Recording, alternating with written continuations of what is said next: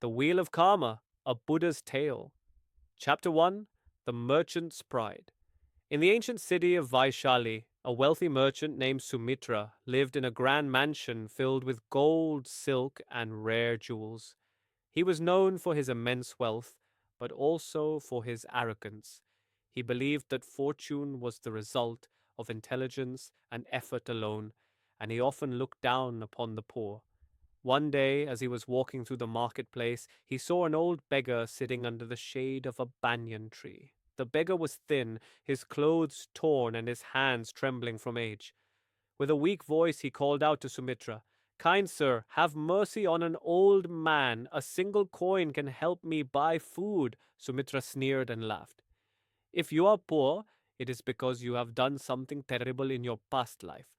I am rich because I have earned it. Why should I waste my money on you?" The beggar, instead of getting angry, smiled and said, "Wealth and poverty are like the sun and the moon. They change with time. Do not be too proud, merchant, for karma watches all." Sumitra laughed even louder. "Old fool, karma is just a story to scare the weak. I control my own fate." He tossed a few worthless pebbles at the beggar and walked away. But the wheels of karma were already turning. Chapter 2, The Fall of a Rich Man. Years passed, and Sumitra's fortune began to decline.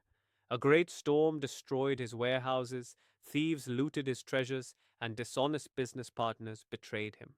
Soon his wealth vanished like sand slipping through fingers. With no money and no friends to help him, Sumitra wandered the streets, hungry and desperate. The same people who once bowed before him now ignored him. He knocked on doors, begging for food, but no one offered him a meal.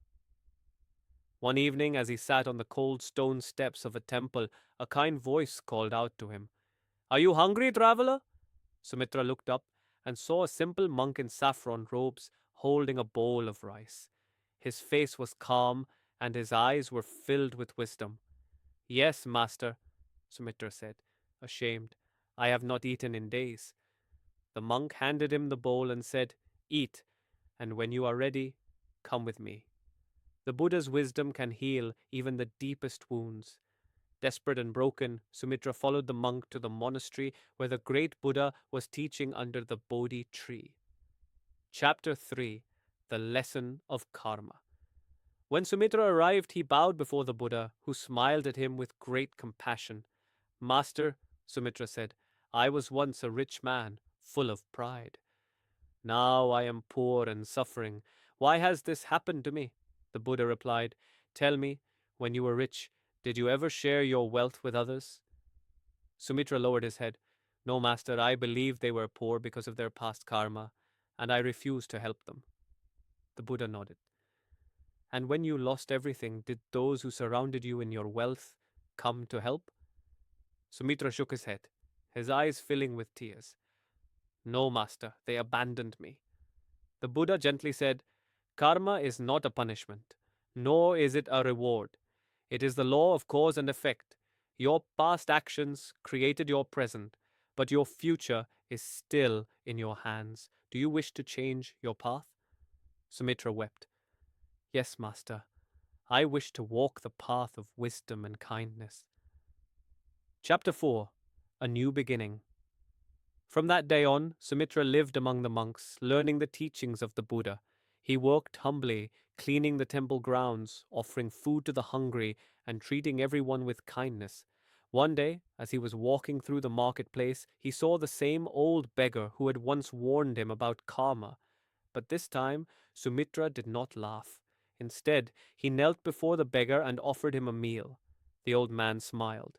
"You have learned your lesson well, merchant. Karma is not fixed, it changes with every action."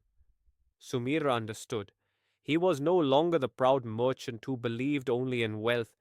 He was now a man who knew the true riches of compassion and wisdom.